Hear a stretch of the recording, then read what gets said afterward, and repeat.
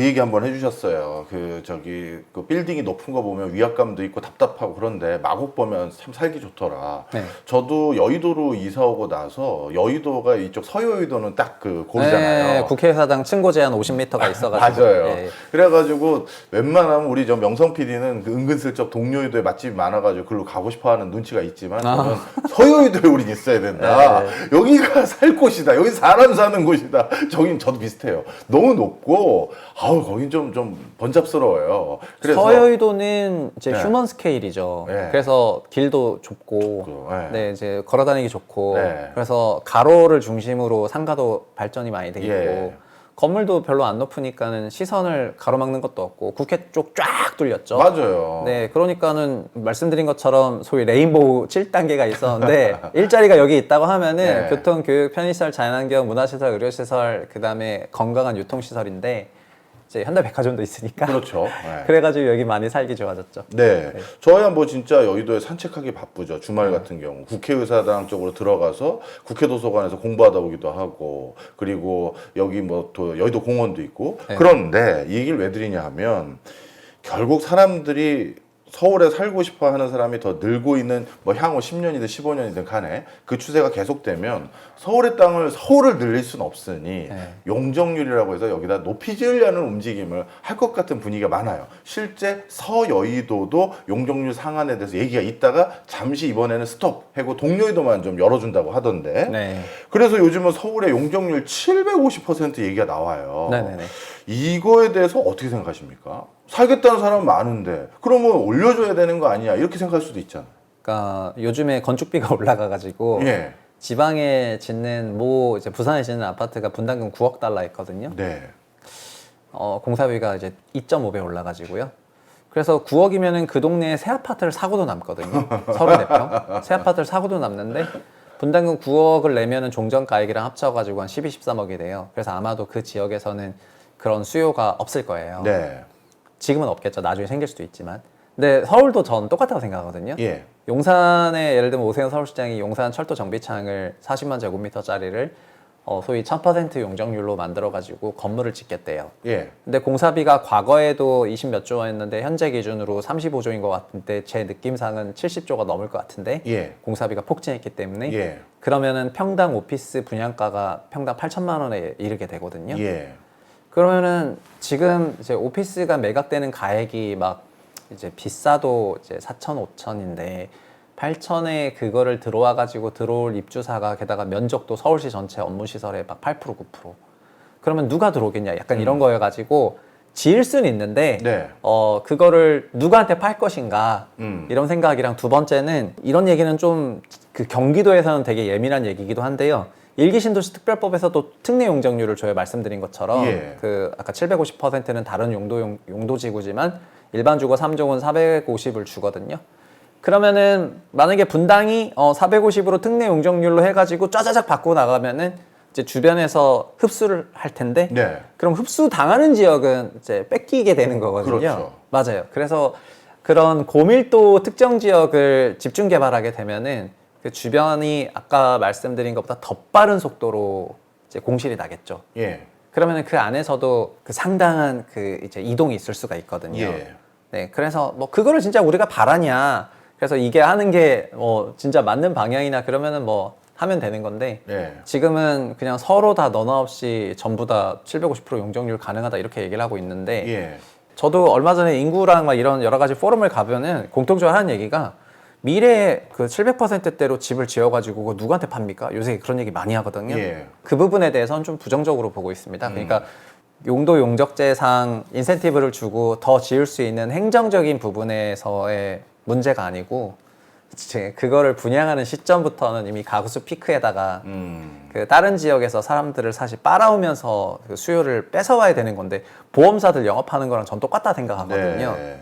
그래서 뭐 미래에셋이 데리고 오면 삼성화재 빠지고 약간 이런 거랑 똑같다고 보고 있어가지고 그거를 우리가 용납을 하면서 그 사업을 한다는 말입니까? 그래서 한국적인 집단 사고 방식에서는 어렵지 않나 이렇게 생각하고 있습니다. 네. 말씀 주신 내용에 공감되는 부분도 많이 있지만 그래도 요즘 이런 고민들을 해가는 것 같아요. 예를 들어서 결국 뭐 어느 순간에는 물론 실질 성장률도 정체돼서 0에 가까운 수렴까지도 되겠지만 그게 결국 평균의 수치니까 네. 누구는 실질 성장률이 국가 전반이 0이 되더라도 그 와중에도 개인 성장률이 10%씩을 계속 찍는 사람도 있고 오히려 마이너스를 찍는 사람도 있어서 평균이 0이 되는 거니까요. 네네. 그러면 그렇게 새로 소득이 또 그 와중에도 올라가는 사람들은 자신의 눈높이에 맞는 새로운 주거 환경을 원하게 되는데 그럼 뉴욕처럼 브롱스나 브루클린처럼 예전에는 좀 낙후된 지역이 리뉴얼되고 오히려 그런 과정에서 빈집은 빈집대로 또 생기지만 새로 분양되는 거는 또 채워지고 이게 어떻게 보면 사용 가치가 있는 거니까요. 예. 그러면서 국가가 결국 뭘 선택할 수도 있다고 판단하는 경우가 있냐면 용산 사례 주셨는데 그거 말고요.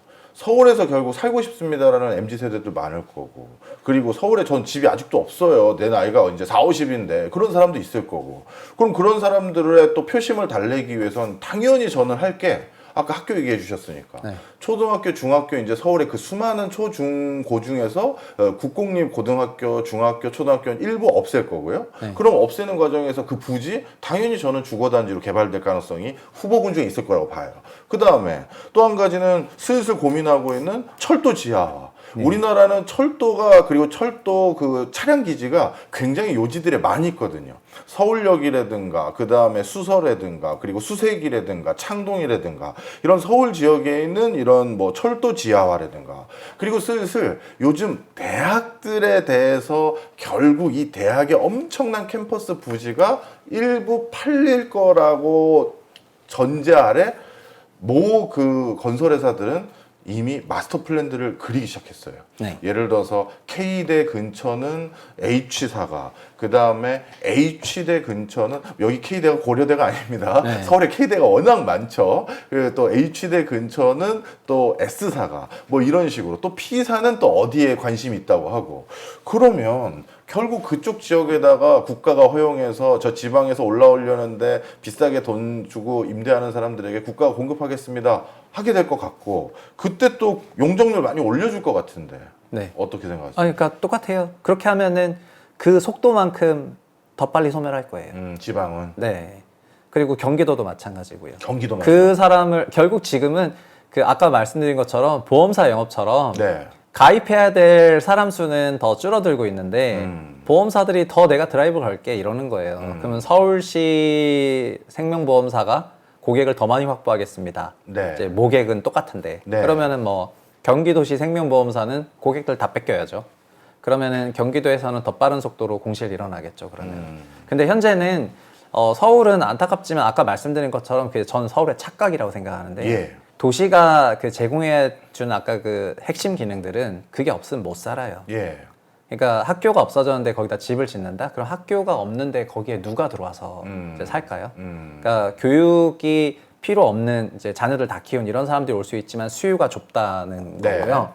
교통이랑 교육, 편의시설, 자연환경, 문화시설이랑 의료시설 그리고 건강한 이제 생필품 유통시설 같은 거를 제공 못하면서 그 미래에도 짱짱하게 서 있을 거라고 생각하는 거는 되게 오만이고 그 도시가 소멸된 경로들을 보면은 네. 기능이 없어지면서 소멸을 한 거예요. 중심지여서 소멸 안 한 게 아니라 기능이 사라지면 다 소멸을 하거든요. 지금 예를 들면 미국에서도 미국 주요 대도시들이 이제 슬럼화가 되고 있는데 치안, 보안 이런 기능들이 사라지니까 슬럼화가 예. 되고 있잖아요. 그 뭐 샌프란 같은 데나 이런 데 막 건물들 짱짱하게 올라갔는데 그게 그냥 괜히 사라지는 게 아니지 않습니까? 네. 그래서 여기도 똑같을 수가 있다는 겁니다. 그래서 서울은 지금 학교 없어지는 거를 이제 매우 비상사태로 생각을 해야 되는데 그런 생각을 좀 안 하는 것 같아가지고 그냥 그래서 20대 때는 잠깐 서울 갔다가 네. 결국 한국은 30대 때부터는 다 경기도에 가고 있습니다. 예. 그래서 안타깝지만 그 서울 경기도 헤게모니 싸움에서 이미 경기도가 헤게모니 상으로는 이기고 있어요. 근데 서울에 이제 핵심 주요 지역들이 있고 그 다음에 전체 네트워크의 센터기 때문에 거기서 이제 가장 높은 주택 가격을 갖고 있는 거긴 하고 앞으로도 그러겠지만은 다른 지역들을 그렇게 키우기에는 저는 좀 어렵다고 생각하고 수도권에 많이 뺏기고 있다고 생각합니다. 경기도에. 네. 뭐 용적률을 뭐 국가가 전략적으로 올릴지는 모르겠지만 그렇게 된 것은 결국 국가가 지방 소멸을 더 가속화시키는 부작용을 선택한 걸로 봐도 된다 이런 말씀이죠. 그렇죠. 예, 이제 아예 그냥 대놓고 그냥 네. 미안한데 지방 이제 가라 네. 하고 그냥 씁쓸하네요. 저도 네. 국가기관 일할 때 지역 균형 발전 관련한 일을 제일 많이 했거든요. 근데 이게 그러니까는 소위 그 성장론에서는 그 최대 다수의 최대 행복을 추구하기 때문에 어쩔 수 없다고 생각을 하고 네. 여기서 이제 이탈되면은 그 어떤 그 지역이든 그 세력에게는 이제 복지로 이제 좀 커버하는 경향이 있잖아요. 예. 그래서 성장을 좀 추구하고. 근데 한국적인 성장이라는 게 그 수도권 중심으로 성장을 하고 있고 2016년부터 확실히 지방소멸이랑 수도권 과밀이 나오고 있는데 네. 근데 만약에 3기 신도시 있지 않습니까? 예. 그러면은 그때는 진짜 지방 게임 오버입니다. 3기 신도시 지어지면은. 야. 아니, 제가 3기 신도를 반대하는 게 아니라 예. 모든 수도권의 그 기능들이 다 지금보다 훨씬 더 부각이 되면 2기 신도시가 14년부터 준공됐는데 그때부터 이제 이주가 많았거든요. 예. 그리고 지금 성비도 안 맞아요. 그 지방에 다 남자만 있고 여기 서울엔 다 여자만 있어가지고. 맞아요. 예. 예. 야, 이거 큰일 났네. 또 금리 얘기 좀 한번 여쭤볼게요. 네네네. 그동안 우리나라에서 이렇게 부동산이 빳빳하게 받쳐줬던 가장 큰 이유 중에 하나를 저서에서는 또 저금리, 제로금리가 오랫동안 됐기 때문에 부동산이 버블을 키울 수 있는 큰 환경적인 요인이 됐다라고 지적을 해주셨는데 저도 동의해요. 네. 그런데 이런 과정에서 향후 금리 기조를 전망하는 학자들 중에는 이제 저금리라는 걸 우리 사회에서 기대하기는 점점 좀 줄어들고 있고 중금리 기조가 본격화될 것을 전망하는 학자들도 많더라고요. 그렇다면 금리 관점에서는 앞으로 한국 부동산의 흐름은 어떻게 전망하세요? 금리가 내려가면은 임차료, 그러니까 전세는 무조건 오르고 사실 매매도 전세가 올라가면 거의 무조건 올라가거든요. 예. 장기적으로 매매와 전세는 그냥 거의 모든 논문에서 항상 정상관이기 때문에 예. 그래서 금리가 내려가면은 전세 오르고 매매 오르고요. 근데 11년부터 보면은 시장 금리가 꾸준히 우하향했기 때문에 한국도 그러니까 제로 금리가 아니지만 저금리화 과정에서 예. 전세가 11년 3억이면 6억이고 그다음에 그거에 베이스로 매매가가 올라가니까 매매가가 이제 강세로 갔다고 생각을 하고요. 근데 그 저금리화 과정을 뭐 한국만 했냐 그건 아니고 글로벌로 다 했기 때문에 1980년대 이후에 전 세계 주택 시장은 다 이제 소위 자산화 됐다고 생각을 네. 하거든요.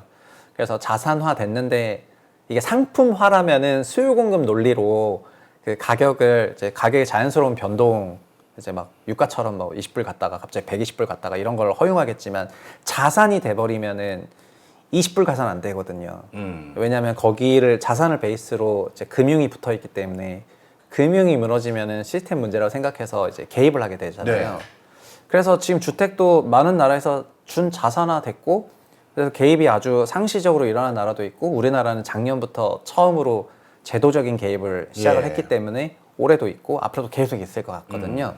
이제 중금리다 금리 그 자체가 중요한 게 아니라 결국 성장과 금리의 그 비교 속에서 금리가 제약적이냐 완화적이냐를 봐야 되는 건데 만약에 한국이 성장률이 떨어진다면은 예. 금리도 낮추겠죠. 예. 네, 근데 저는 여기서 결국은 실질 성장이 마이너스로 간다고 하면은 그때는 자산 가격이 구조적 하락이 나온다고 생각을 하고 있는 거고요. 예. 이제 금리도 따라 낮추겠지만은 예. 네.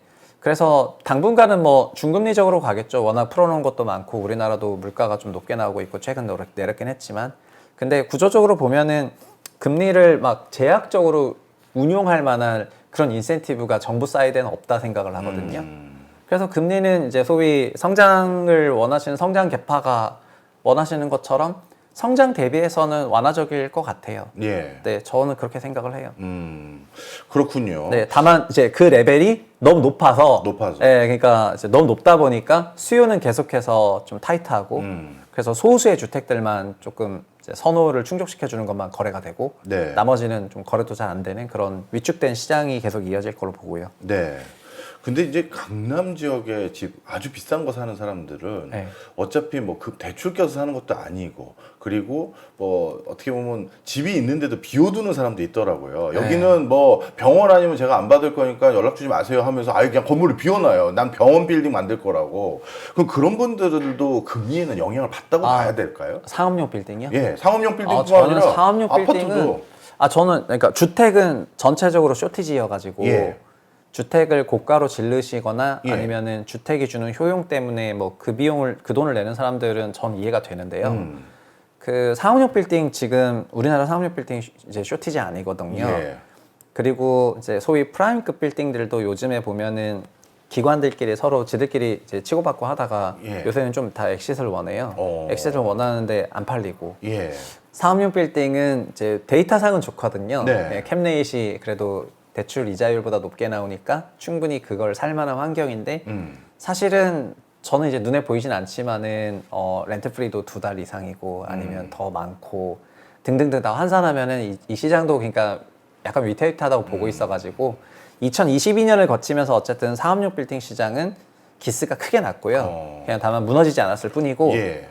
무너지지 않았다고 해서 그게 이제 괜찮다고 생각하거나 지금 들어가게 되면은 진짜 난리 나는 경우가 많이 있습니다. 네. 요즘에 대출 금리가 평균적으로 다 5%대로 올라왔기 때문에. 요즘 눈에 안 보이는 지식산업센터, 그다음에 생활형 숙박시설, 분양형 호텔 사업, 다 날라났죠. 네, 그다음에 아파텔, 그다음에 꼬마 빌딩, 사실상 거의 그 휴면 상태예요. 네, 거의 이제 맛이 갔습니다. 네. 한국이 그냥 목적지 지향 도시고 막 1시간, 2시간씩 운전한 다음에 어디 가가지고 막 6시간씩 이제 하도록 요즘에 막 그렇게 바꾸다 보니까 거리가 다 텅 비고 있어가지고 그런 부분 때문에 이제 공실들 나고 이제 공간 효율이 이제 무너지는 거고요. 예. 제가 좋아하는 그 도시 학자들 중에서 이제 그런 분들이 계신데 현재 우리나라도 그렇지만 도시의 평균 절반은 공실입니다. 왜냐면 지금 저희 집이 공실이고 예. 제가 나와 있기 때문에 밤에는 사무실이 공실이고 그다음에 학교 퇴근하면 학교가 공실이고 그래서 그 용도에 맞는 건축물들로 도시를 다 채워놨더니 그 용도를 안 쓸 때는 다 공실이거든요. 예. 그래서 평균적으로 메가시티는 60%가 공실입니다. 그래서 넓어지면 넓어질수록 공실이 많아져요. 이동에 시간이 많이 걸려가지고. 네. 그러니까는 그걸 어떻게 풀면 좋겠냐면은 그 유니버설 스페이스로 디자인을 해서 학교 때 사무실도 됐다가 뭣도 됐다가 그 멀티 다용도로 유즈로? 네 멀티 유즈로 가야 되거든요. 그래야지 그 이게 최효율적으로 이용을 하면서 예. 이제 공간을 쪼을 수가 있어요. 네. 그러니까 이런 컨셉으로 요새는 이제 도시를 바꾸려고 노력들을 많이 해요. 학교도 그래서 막 학교 이렇게 있는 게 아니라 네. 요즘은 일본만 가더라도 일본이 그냥 한참 상업용 빌딩 몇 층이 학교 맞아요. 이런 네. 거거든요. 네. 그게 그 멀티유즈 컨셉에서 이제 만들어지는 건데 저희는 그런 식의 접근이 현재 없습니다. 그냥 용도 딱 네. 그러니까 이제 남아도는 건물이 많고 그래서 이것도 참 아쉬운 부분인데 너무 용도에 획정된 그런 건축물을 지었을 때 결국 수요자가 가장 작다 보니까 네 그래서 이런 상업용 빌딩 나중에 투자하시든 뭘 하더라도 막 시니어용 주택 네. 아니면 뭐 무슨 시설 막 이렇게 딱 용도가 획정된 거를 사시면은 저는 비추천하겠고요. 네, 그러니까 멀티유즈로 사용할 수 있는 그런 건축물들이라면 미래에 추천할 만하다. 네. 자, 이제 또 책 얘기 좀 더 네. 해볼게요. 책 제목이 피크아웃 코리아라고 적어주셔가지고 저는 좀 약간 좀 기분이 그랬어요. 네. 아니, 국민으로서 이제 피크를 찍었구나라고 판단하셨나 보다. 우리 최상욱 그 분석 왕까지도 제가 다른 분도 아니고 신뢰하는 최고의 애널리스트 분까지도 피크아웃이라는 표현을 썼으면 우리가 이제 이렇게 결국 암울해지기만 할까요? 어떻게 기회는 없을까요? 그냥 끝이에요. 여기 극복 불가. 국고 불가. 네. 여기 대안이라고 네. 하는 게 사실 국가 차원의 대안이라기보다는 개인 차원에서 그래도 접근할 수 있는 대안을 좀 더 많이 넣으셨던데. 네. 저는 개인들은 그래서 저는 아까 생애소득 문제랑 부동산 도시 문제라고 했기 때문에 네. 그 도시를 바꾸려는 노력을 이제 국가 레벨에서 사실 DJ 때도요. 네. 그때 IMF 때 극복하는 과정에서 회사들로 하여금 막 좀 분사를 촉진했거든요. 그래서 상업용지 놀고 먹는 것들을 다 채우게 만들면서 이제 어쨌든 법인을 더 만들어 버리게 됐는데 회사 입장에선 나쁠 수도 있는데 어쨌든 그때 갈라진 것 때문에 실제로 기업들도 많이 만들어졌고 도시도 네. 차있고 일자리도 만들어지고 이러면서 좀 극복을 했거든요. 네. 그러니까 우리나라 혁신은 어떻게 보면 IMF를 겪고 그 다음에 금융위기 직전 고 한 10몇 년 동안에 이제 상당한 그런 혁신이 있었던 것 같은데 헌법도 사실은 우리가 지금 육공화국이잖아요. 그러니까 육공화국 헌법이 언제 나온 거예요? 여튼 너무 그 전 근대적인 거에 지금 네. 맞춰져 가지고 아직 이제 없다 보니까 그래서 이런 것들은 좀 정치권이나 정부나 이런 데서 이제 했으면 좋겠다는 게 있고 근데 그 중에서 우리한테 체감적으로 결국 개인들 레벨에서는 결국은 생애소득의 문제이기 때문에 그 연금 문제를 풀어줬으면 좋겠다 이런 거고요. 그리고 연금 문제를 풀어주면 아주 좋겠지만 개인들도 스스로 연금을 좀 개선해야 된다면은 국민연금은 내가 어쩔 수 없지 않습니까? 네. 알아서 운용하니까. 네. 근데 퇴직연금은 저희가 운용할 수 있거든요. 그래서 퇴직연금이라도 최선을 다해서 운용해라. 왜냐하면 퇴직연금도 보니까 7대 3으로 DB형으로 다 예금 넣어놔가지고 원본 손실 중입니다. 그러니까요. 예. 경제가 2, 3%씩 가고 있는데 그 예금은 1% 이자 주는 거에 넣어놓거든요. 그래서 이거 다 회사의 직무유기다 생각을 하고요. 그 퇴직연금도 적극적으로 미국처럼 좀 굴리고, 그리고 우리도 원화자산으로 갖고 있는데 이거 달러로 바꿔놓기만 해도 달러 예금 정도만 조금 들어놓는다 하더라도 환율도 저희 한 2, 3년 전에는 1,100원이었거든요. 맞아요. 지금 벌써 한 1,360원이 뉴 노말이고. 예. 저희 느낌은 기관 투자자들은 해외 투자할 때 환해지라도 하는데 예. 개인은 해지 안 하거든요. 그렇네. 그냥 넷으로 가거든요. 예. 그래서 개인이 규모가 작더라도 저는 이제 그 영향이 좀 있다고 생각을 하고 있는데, 저만 해도 얼마 전에 테슬라를 샀습니다. 저 원래 거의 해외 주식 안 합니다. 예. 예, 거의 주식을 국내에서만 20년 했기 때문에 해외 주식 안 하는데 샀더니 어떻게 됐냐면은 환율이 올라가지고 이익이에요. 예, 환평가 이익이 났죠. 물론 환평가 손실이 날 수도 있는데 예. 근데 우리나라 환율을 보면 추세적으로 이제 올라왔잖아요. 예. 그리고 저희 억울한 게 뭐냐면은 1,100원대면은 우리 4만 불 넘었거든요. 맞아요. 맞아. 예. 그 환율 때문에 지금 달러 환산 네. 소득이 감소한 거예요. 그래서 이게 진짜 와 이게 뭐야 막 이래가지고 개인 레벨에서 할 수 있는 거 최선을 다해서 했으면 좋겠고, 근데 뭐 그게 이제 소위 각자 도생인데 저는 이제 각자 도생 지쳤다. 그 다음에 각자 도생을 너무 하라고 하니까 개인들이 너무 경쟁 압력이랑 여유가 없어가지고 이런 문제가 생기는 거여가지고 나라가 좀 해라. 이제 그런 메시지입니다. 네. 피카오 코리아 마지막으로 독자들에게 이 책은 어떤 책이니까 어떤 의미로 읽어봐 주셨으면 좋겠습니다. 한 말씀 해주세요. 이제 한국의 저출산 이런 문제를 다루긴 했는데, 사실은 저출산 관계 어떤 부분을 다뤘냐면은 그 일본이 1990년대 자산시장 대붕괴가 일어났을 때 그때 그러고 나서 거의 30년간 잃어버린 30년이 있었는데, 그 잃어버린 30년 기간을 지금의 경제학적인 해석은 그 매크로 여건상으로만 해석을 하거든요. 그 당시에 이제 엔화가 강세로 갑자기 갔고, 그래서 자산 버블이 왔고, 그게 붕괴를 했고, 그 높은 자산 가격을 회복하지 못하는 구간에서 오래 걸렸고, 이런 해석들만 하는데 그 경제적이지 않고 사회적인 방식의 해석도 요새 되게 많아요.